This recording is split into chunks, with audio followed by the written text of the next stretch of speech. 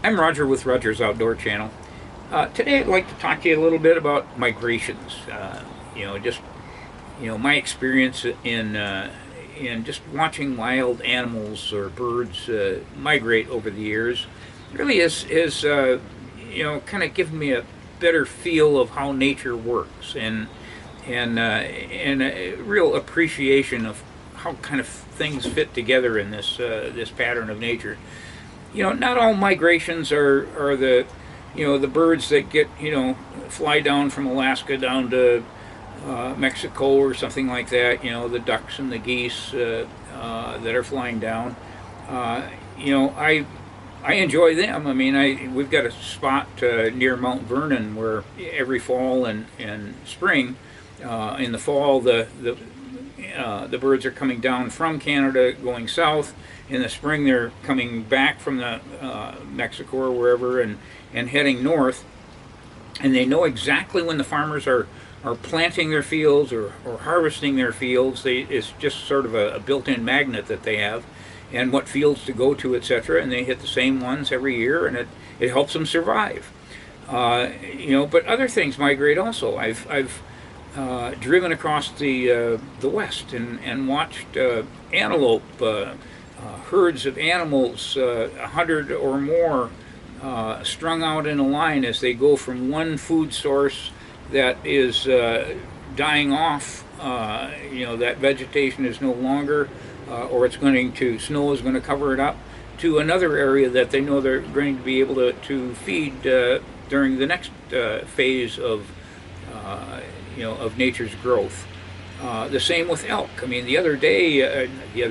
about 2 years ago, I was going out on a bird hunting trip in December in eastern Washington, and on our way back, there was snow on the ground and everything. On our way back, we crossed the Columbia River, and I look up on the slope, and there's literally hundreds of elk up there that this is not normal.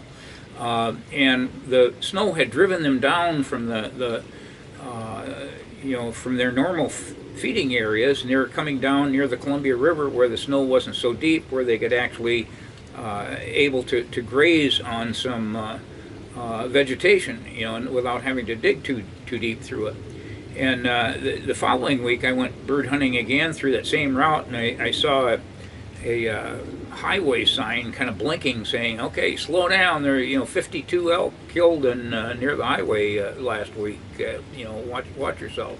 And the following year, they were in the same spot. I didn't see them this last year, but they follow normal patterns on migrating. But there's again other migrations. We've gone down to New Mexico and watched the Monarch Butterflies collect on trees. That you can look it up on the internet exactly where to drive to, and you see these trees, and it looks like a Christmas tree with all these decorations on them. These butterflies cluster together for warmth as they're migrating through, and you read a little history of it, and the butterfly you're looking at might have started out up in Canada somewhere.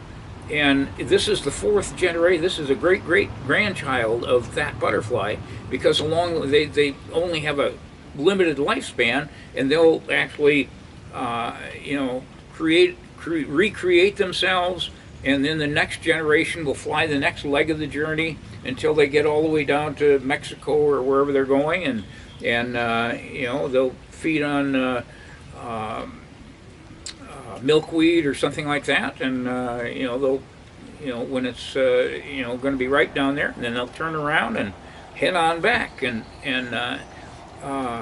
or the swallows at Capistrano, or there's all kinds of animals that have these regular routines that to go from one food source to the other. I can remember driving through the west one time where they say deer migration route, and we were driving a little bit late that day, so it actually got dark, and I remember just looking out my headlights as I went around this curve, and you see all these eyes looking at you, out through the out in the sagebrush area where the deer had just crossed the freeway in front of us.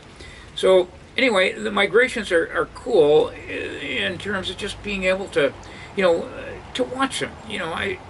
It's really impressive. We went down to Nebraska one year and happened to be down there about the time that the sandhill cranes were migrating down, and Nebraska is kind of the center of their migration route, and there's like 250. They estimated about 250,000 sandhill cranes out in fields during that particular month, or a couple of weeks that we were there, on their journey heading on south. So, I mean, it's pretty impressive. We've gone to different communities, like Othello, Washington, has a sandhill crane festival that we've gone to that, and you'll see a couple dozen sandhill cranes out in the field.